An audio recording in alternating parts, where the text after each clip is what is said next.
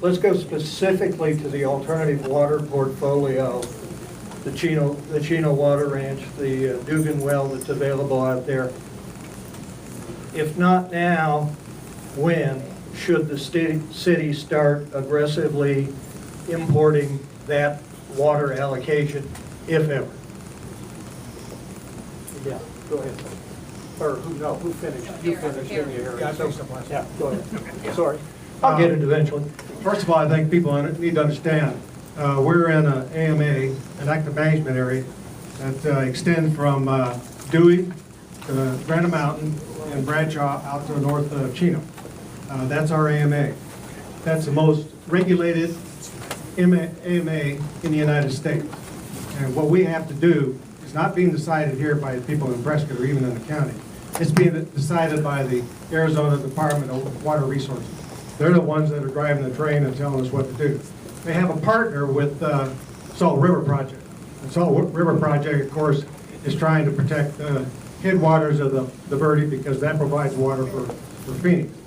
Right now, I feel that we are under a 8-year plan to try and monitor any flows that are coming out of the Big Chino and how they affect the upper Verde.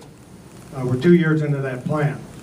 The other thing is the 80 WR requires us to be at safe yield in 2025. In 1999, we were determined to be out of safe yield. And I see that the only way that we're going to be able to do that is to start pumping water from the Big Chino. It's the only way that we're going to be able to meet their requirement to be at safe yield by 2025. So I think that's something we're going to have to do. Obviously, everything's going to be dependent on the study, getting the wells in, and the other things that they need to do to monitor the flows of the water that are coming out of the Big Chino and whether it does really have an effect on the upper Verde. I don't think it does, but time will tell. So basically, I hope that we can just find a way to transport the water when it becomes necessary to do that.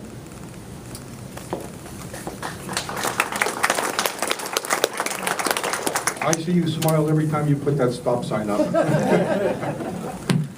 Ladies and gentlemen, I have a different twist on this. In my career, I taught myself a long time ago to think of the probabilities before I start thinking of the possibilities. And that goes back to the job I had and the training I had. And so I constantly want to think in terms of other situations that can develop. And with the water, the issue that I have right now is going to be the timing and the cost. Now, I think we all agree that safe yield is only going to be reached by bringing the Big Chino water into the Prescott Valley area. I think everybody's in agreement with that. What we don't know yet is if the study is going to show that we can or can't bring water in. That's going to be 5 years from now. What we don't know yet is if it's going to be affordable. My solution is to start looking at this once again from a holistic point of view. Economic development, residential development, and water is one subject, not three. And if we look at it as one subject, then we have to start looking at the implications. Now, pessimistically, if we can't reach safe yield by 2025, we should be doing something differently. And I think we can start doing something differently soon. And that would be more water conservation. I compliment the city for what it's done so far. And looking at other options. And this is what I'm talking about, bringing people together to look for other options. Rain harvesting seems to be something that's being discussed. It's been flirted with, but we don't have a lot of information on that. That might be an excellent way to at least forestall whatever delays may take place. But once again, it's one subject, not three. We have to tailor our commercial development and our residential development to meet the needs of the potential that we have water or that we don't. Now, what I won't argue is that we got plenty of water versus we're not going to have enough water. You're starting to smile. Thank you.